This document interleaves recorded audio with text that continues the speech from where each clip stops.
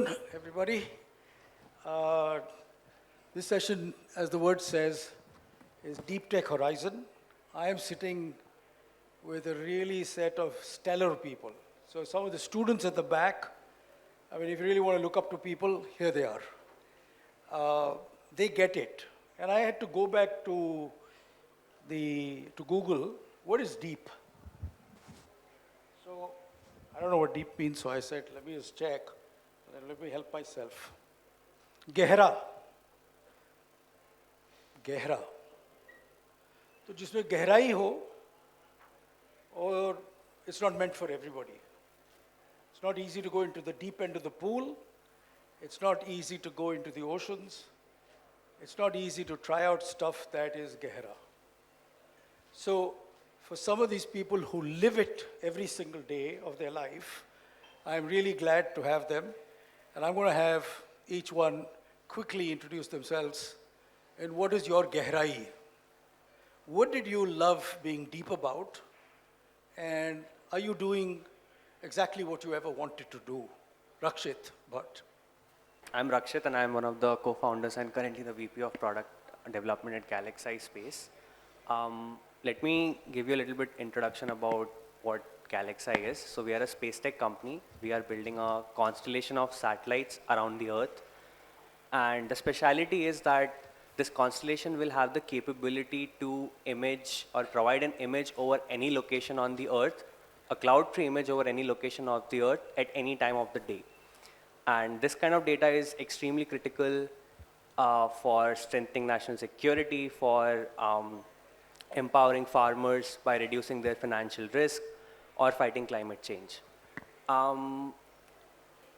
Did I always thought that I would be doing it? Actually, no. But coming back to the original question of what deep tech is, so I think in my opinion, it's about, going to the first principles of engineering and trying to push the boundaries of innovation for technologies that are already out there, right? So rockets were already there. What SpaceX did was they went back to the first principles and tried to think that can we reuse the rockets so that we can, reduce the cost of putting stuff into the orbit, right? So the technology was already out there, just push the boundaries of that by innovating and looking at the first principles. So I think that's what I always like to do back from the college days when we started Team Avishkar Hyperloop. It just turned out that when we started, it was a very interesting concept. We started by thinking about building satellites. And even though at that time we had very little knowledge about what's a pivot, what's a go-to-market, what's a total addressable market, right? But fundamentally, it was extremely, extremely interesting. And I think we kept meeting people on the way, and that's where we reached where we are. Thanks, Rakshit. Good afternoon, everybody. My name is Bhaktha. I'm the CEO and co-founder of Chara. Chara stands for motion in Sanskrit. We are building a new motor technology that does not use rare earth materials. Most of the motors we use today, high efficiency motors, they use these rare earth minerals in them, and rare earths have a bunch of problems. And the biggest one being our friendly neighbor has 90% control over the supply chain. So we are building motors and controllers without using rare earths. Just to add one more sentence to what Sudhir said about deep tech. For us, the definition of deep tech is work on a product and deploy it, and it should be the first of its kind in the world. Very simple. So when our motors get deployed in large numbers later this year, this will not only be the first in India, it will be the first in the world. This is now what I wanted to do is along the same lines. India as a country, as a society, at least over the past few decades, we have been a service-based economy. All the big companies, Infosys, Wipro, Accenture, and all that. Product companies are still rare. We always wanted to build a product that is brand new technology, deployed in India, made in India, and deployed all over the world. And that's what we are trying to do at Chara. Thanks. Could I take Dhanashree next before Mayuresh? We have three founders here, so I thought let them speak first, because they should get the voice first. And then we have three investors. We'll each introduce ourselves as well. Hi, I'm Dhanashree, and I'm the founder and CEO of Salam, Kisan, and Prime Aerospace. So the reason I started Salam Kisan was for a very, very simple problem that I saw and something that I wanted to solve. In the 4 years that I spent in the US studying, I just saw a huge discrepancy between the farming landscape there and the farming landscape in India that I saw growing up. And I really wanted to do something about it. So I set out to, just democratize data-driven and precision agriculture for Indian farmers.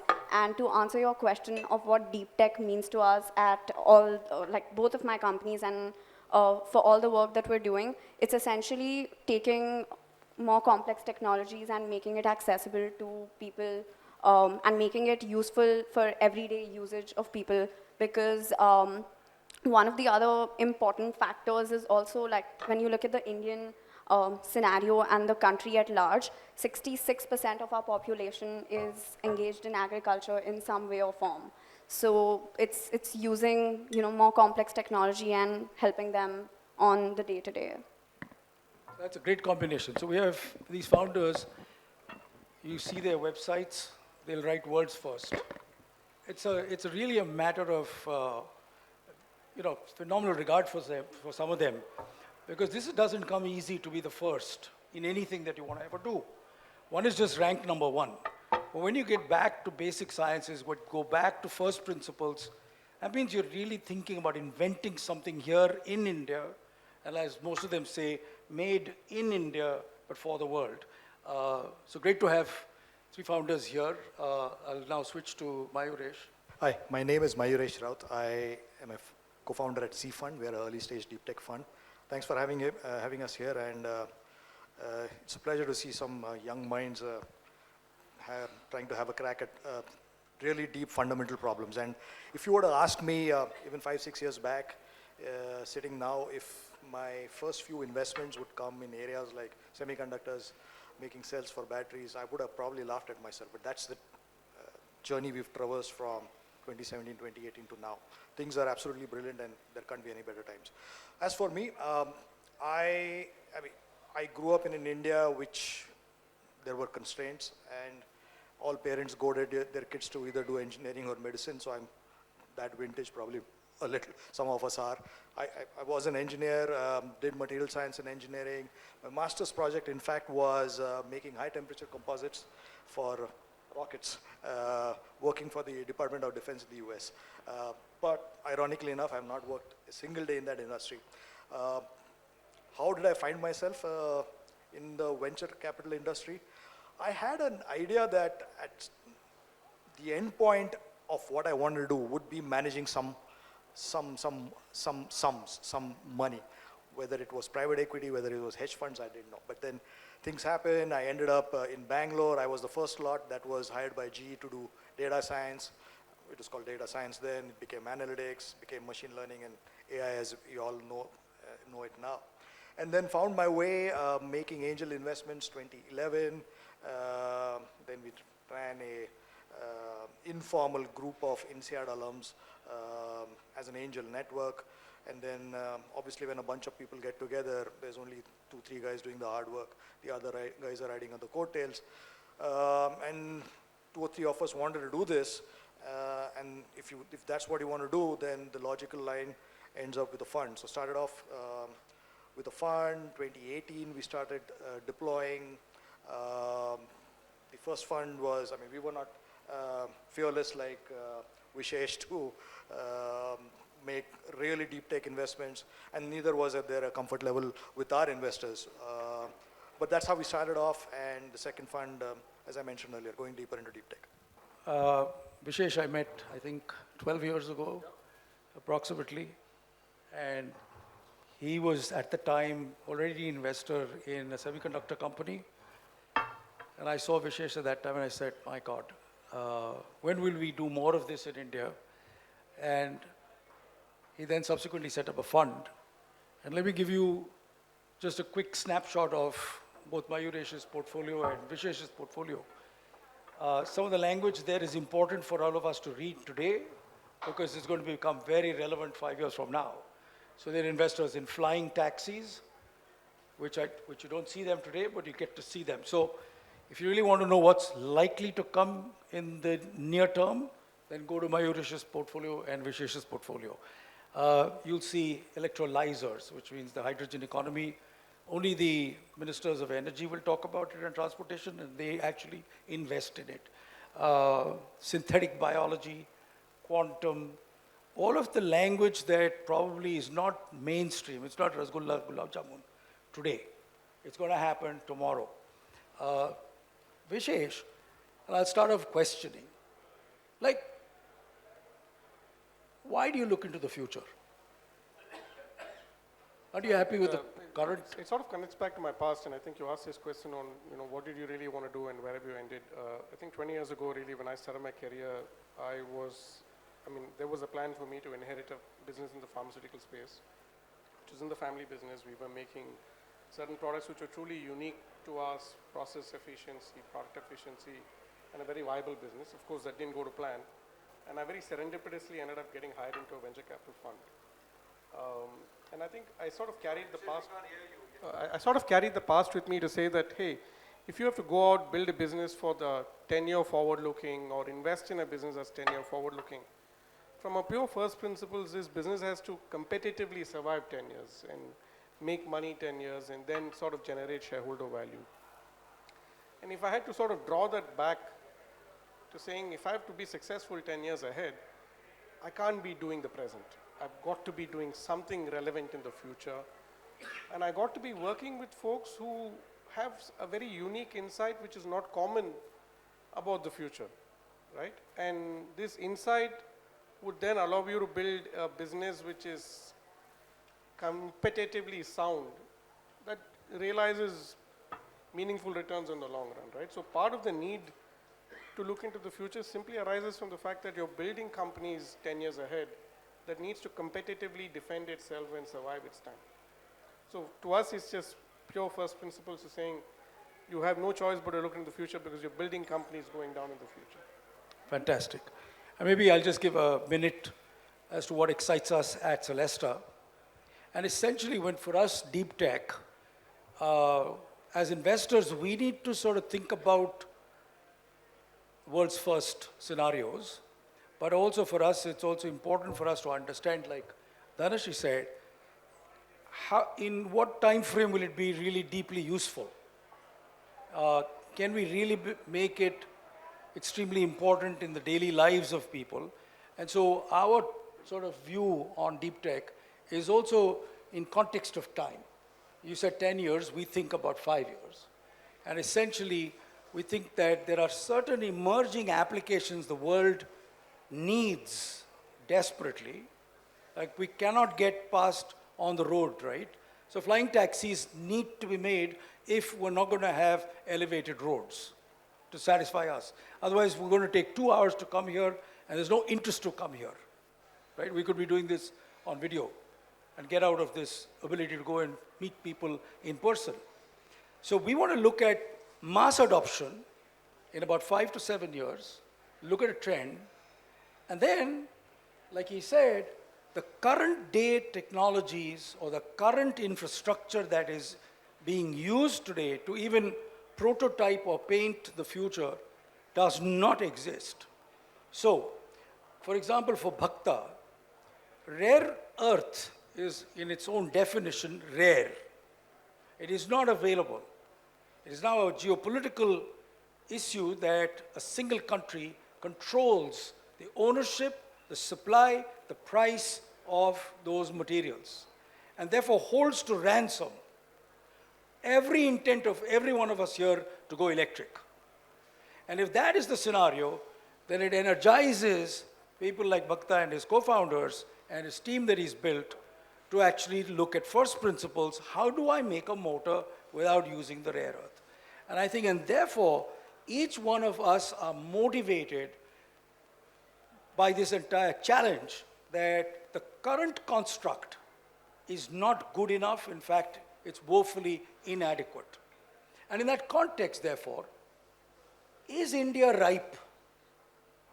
Do you really believe over the last 5 years, something magical, miraculous, or are we going to trundle along? Is it going to take much longer? So if you guys could give a perspective of -5 years, +5 years, how do you believe that this ecosystem is going to really work in our favor in many ways? Because you guys want to go and solve world problems, they're not India problems. You know, the previous session was Bharat versus India, etc. You're talking about planet, the earth, humanity, and then you just happen to be in HSR layout or wherever, right? Somewhere in Bangalore or somewhere in Noida. So yeah, can I have, what do you, because you've been in the investing landscape, so you get a much wider angle view. Yes, I think the T minus 5 years, a lot has changed, and as you rightly said, everybody's thinking of building it for the globe. Then it becomes very important how the rest of the world perceives you as a country, as a nation that can innovate. And having seen that for the last 17 years, I think there is clearly a lot more acceptance that beyond pharmaceuticals, beyond IT services, beyond SaaS, India can make other products coming from technology. So that, and I think that sort of layered in with policy, at least giving the right sound and the right inclination to say that, hey, we are looking to improve our export share. We are looking to build incentives for building in India, building in resilience, building in reducing global dependency and all of that, right? So I think that entire theme at the top level is playing out very well.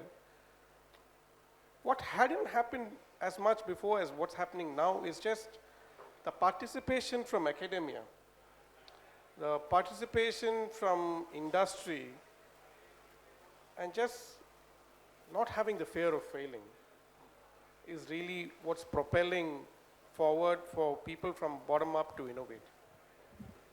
Rakshit's young. When he started this, he's out of college. I mean, 15 years ago, you wouldn't find that many folks trying to get out of college to go do a startup, right? They would say, let me go do a master's in the US, let me work for Google, let me work for Flipkart.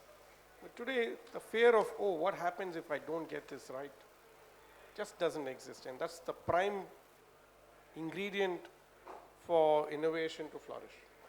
Very, very salient points. So I would switch straight to Rakshit because he talked about Rakshit, and Vishesh is an investor in GalaxEye. He, of course, studied graph convolution networks, and then he's doing some stuff that seeks to really think about how can eyes in the sky affect any one of us.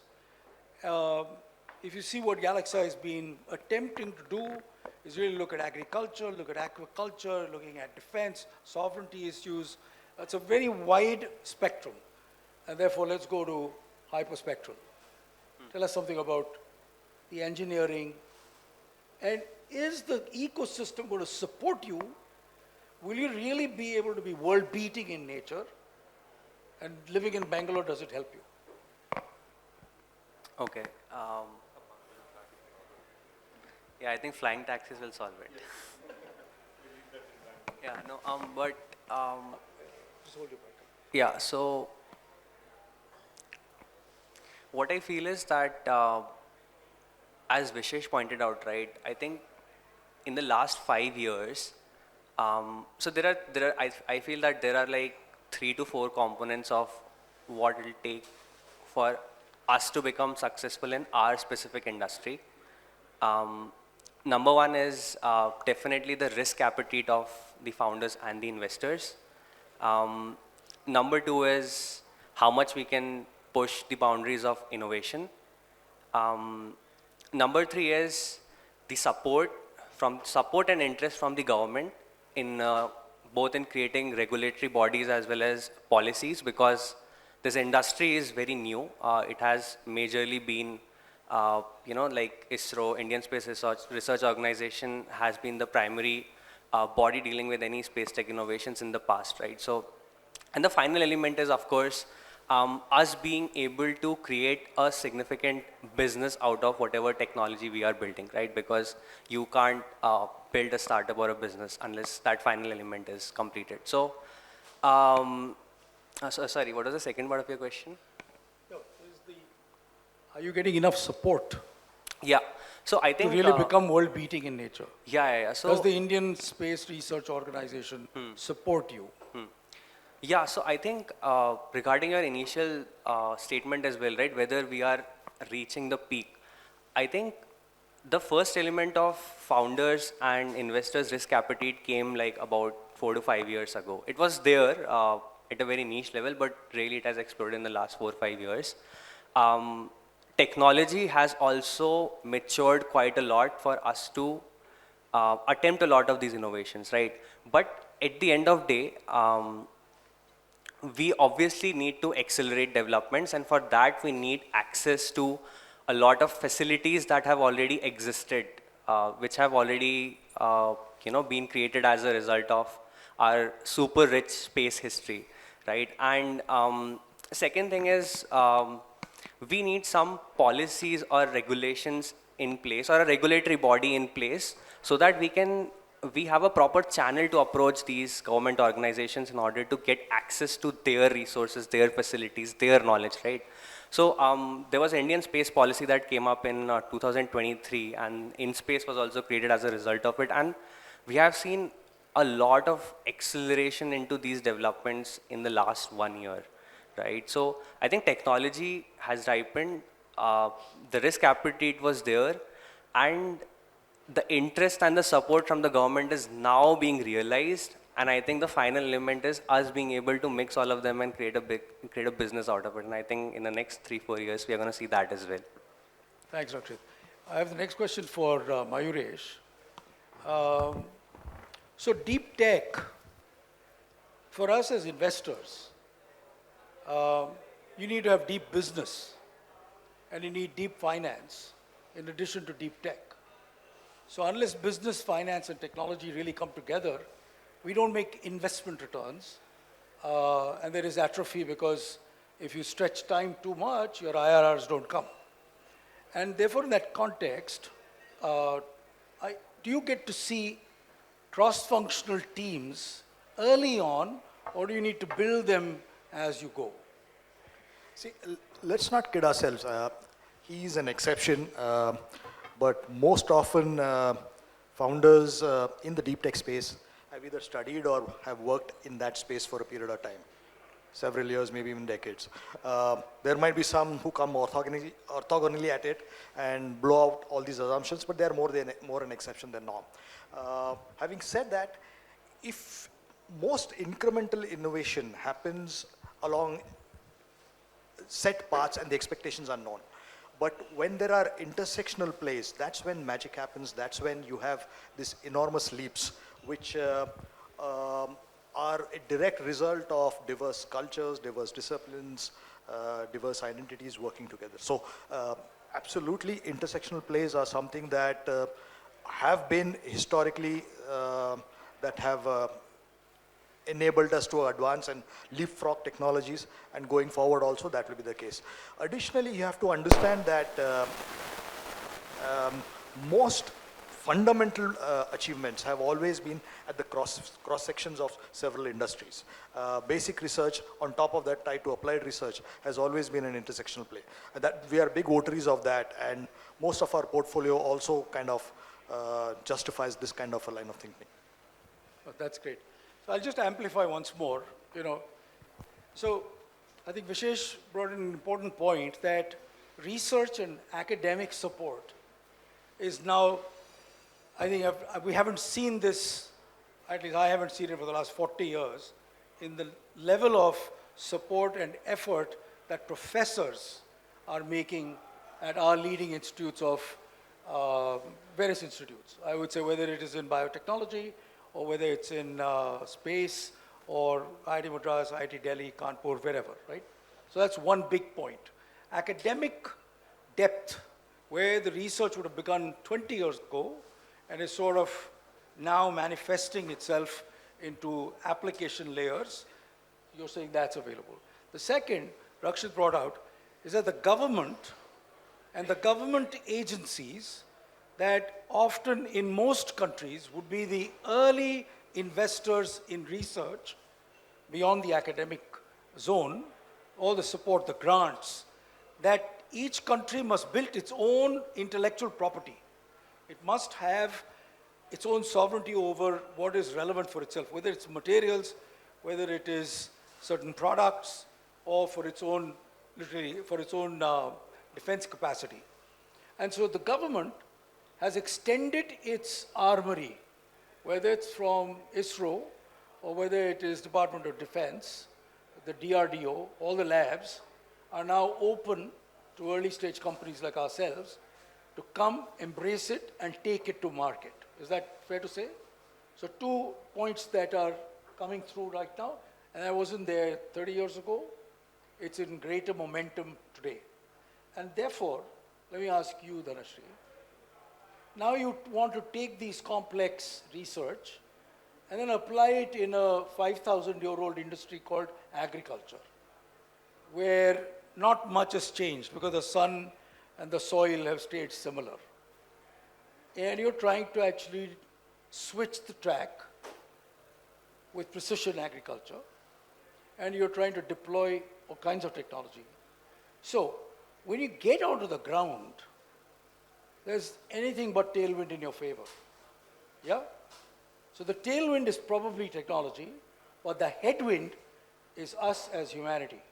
Could you give us your views on this? And how are you going about that combat? A couple things here. Would like to amplify on the points that they spoke about how the government intervention is really acting as another tailwind in this industry. As far as, on ground, like farmers are concerned, I think UPI penetration, we have seen that as one of the biggest growth drivers for us, because now like mobile phones are not known in rural areas, and our way of getting through to farmers is through these phones. So the smartphone penetration in the country has really acted as one of the other growth drivers for us. Like at Salam Kisan itself, we have in the last 1.5 years reached over 1 lakh farmers, and we've done over 40,000 acres in drone spraying.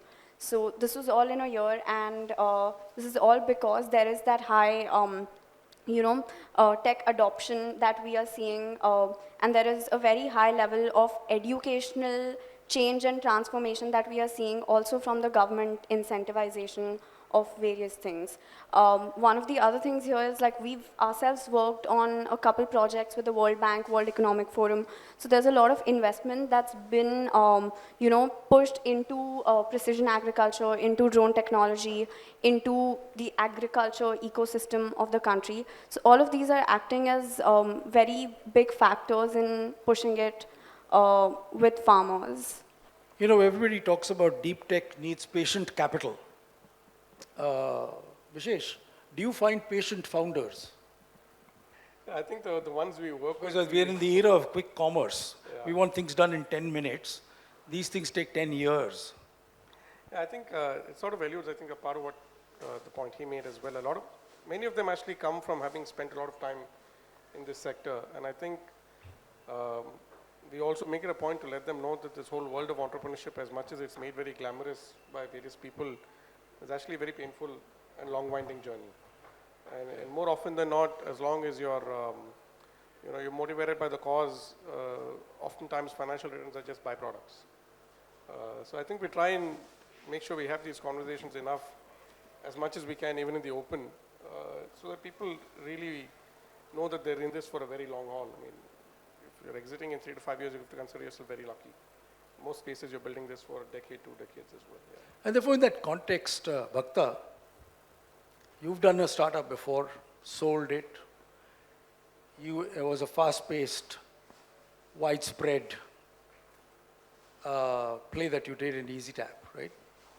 And now,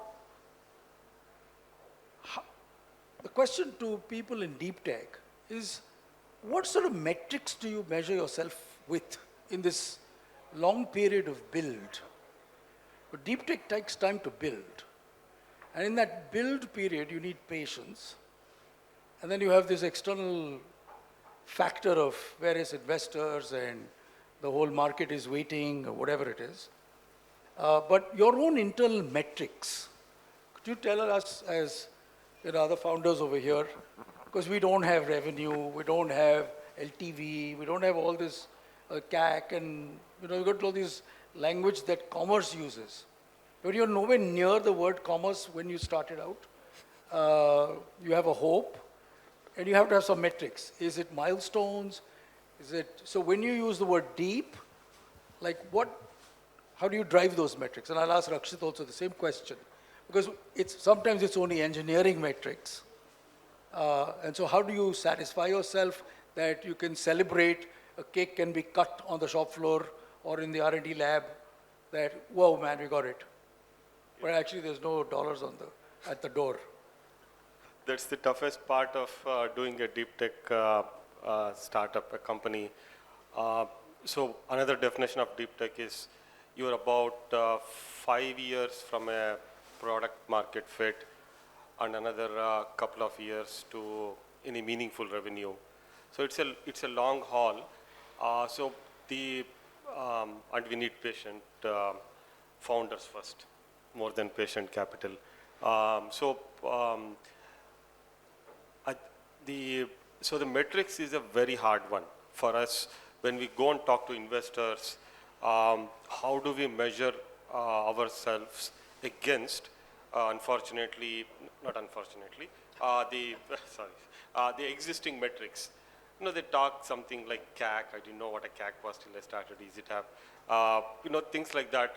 EasyTap was a different story. It was more on the mainline kind of startups.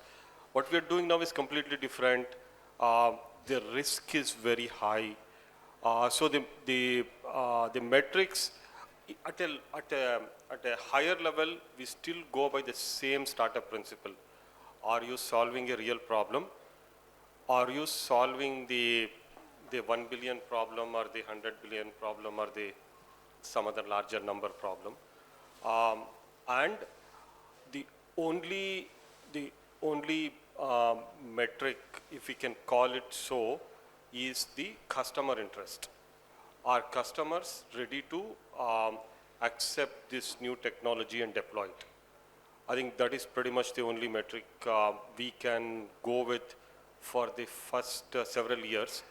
We can always define what we call as engineering milestones and measure ourselves against it, especially in the first 2 to 3 years, where it is deep engineering. And then slowly the customer interest shows up. And the customer interest, then it's easily measurable. You have an MOU, you have a paid pilot or an unpaid pilot, and then slowly the initial orders. So in some sense, Sudhir, it's the same metrics, but it's just shifted by half a decade. That's what we are at. So we are a 4.5, 5-year-old company, depending on how we measure it. We're roughly a 4.5-year-old company. Only this year, we finally got our first purchase orders from several companies, and we are now deploying it. So from now on, it will be the usual metrics. We'll have to struggle with those. But the first 5 years, I think we depend on engineering metrics, and of course, we have to sell a dream and a story. As an accountant, and I'm just an accountant, there is Chara in the balance sheet. Yes. There's no Chara in the P&L. Yes. And so you'll have metrics for the balance sheet shift. Yeah. And often, unfortunately, that's also an intangible balance sheet because there's no dollars and cents either on that. Yeah. So it's quite fascinating. Even now, take 30 seconds. Even like last month when I was talking to somebody and he said, how the heck did you raise so much money with zero revenue? But that also reflects on the other side of the table, which is the investors. They have to see value. They have to understand that that is a huge problem, And of course, we always, as entrepreneurs, we think every problem is an opportunity and it is time to solve it. I'll go to Rakshit, and I'll maybe flip a question here. You know, you've been involved in the design and the product itself, right? At GalaxEye, Yeah. and you're designing for the world at large, and you're in the space business, so you're going to look at this world. So I want to ask a question. In the design principles of deep tech, which often tend to be very engineering in nature, yeah, you're solving an engineering issue, but ultimately when it leads to adoption, you know, even though you take a space view of the world, at that time we don't see the borders that we all live in. And so what sort of geopolitical design do you put in? That when you want to observe the Middle East versus the Southeast versus China, and there's another pair of eyes upstairs looking at China versus Pakistan versus India, does design make a big difference in the way you think about geopolitical design? Yeah, absolutely. So there are different parameters which we have to decide before we launch the satellites, right? And there are about 6 to 7 parameters, simple ones being the orbit, right? You can have, considering at what altitude your satellite is, you know, you can have LEO, low Earth orbits, middle Earth orbits, or geostationary orbits, right? And then based on what angle of inclination that you have with respect to the equator, you can have sun synchronous, you can have, right, all those things. So depending upon what geography do you want to map and how frequently do you want to map it, like how frequently is another question, right? What is a revisit, whether it's once a week, once every day, right? Those parameters keep changing. So it has to be very balanced. So we need to understand our customers in very much depth. How do they use the data? Where do they use the data? You know, how often do they require the data? How will this requirement evolve? And based on that assumption, we try to create a very balanced set of constellation that can maybe, let's say, map India every single day, let's say India, US, Australia, China, Pakistan every single day, but then let's say Russia like once every 3 days. Those kind of things we do. Thanks a lot. We have 60 seconds each. The time clock is good. But paint the future, Mayuresh. What do you see 5 to 10 years from now? What should we be working on today if we were to be successful 5 to 10 years from today? I think, well, if I had a crystal ball, then I would know how to get those unicorns in my portfolio, right? I don't. But we can kind of look back at how the past has happened and draw some kind of a line and then maybe throw in some magnitudes of approximation as to where it could go. What you need to align with is what is happening at the regional, the local, the national, and the geopolitical level. And also look at what the polity is giving the focus on. So if you look at what the Indian government has done, they've systematically gone down and knocked down the 3-4 big items which had the biggest forex outflow, which is energy, defense, electronics. They've thrown their might behind space. So that's what's happening in the Indian context. And there's obviously the big 800-pound gorilla that is sitting and waiting to blow apart all our assumptions, which is AI. Yes, we will have flying taxis, we will have space stations, we will have manufacturing that will move into space, we will have personalized medication, we will have wearables that will enable doctors to track everything before it happens. So the huge burden that is going on insurance, healthcare, the hope is it will come down dramatically, because instead of treating a disease after it happens, we will be in a position to mitigate and even avoid most of these use cases. I mean, you can let your dreams run wild, but that is how the future could pan out. Don't ask me when it will happen though. Dhanashree, one thing you'd bet on within your own area. I'm betting on the use of Gen AI for farming. Like 5 years to 10 years from now, it's going to be widespread. Great. In fact, maybe even sooner. Rakshit, other than space, I think you can't think I'm beyond it. extremely biased when it comes to space. Right? I want to see people moving manufacturing into moon and getting. We mine a lot of rare earth minerals from Earth, and that is actually pretty damaging for the planet. So we want to do that. We want to shift that on asteroids, on moon, and I think that is where I see. Fantastic. Yeah. Bhaktha. Being in Delhi, I want to see cleaner air 5 to 10 years from now all over the world. No, seriously. And the technology to do that, and we can deploy it all over the world. Awesome.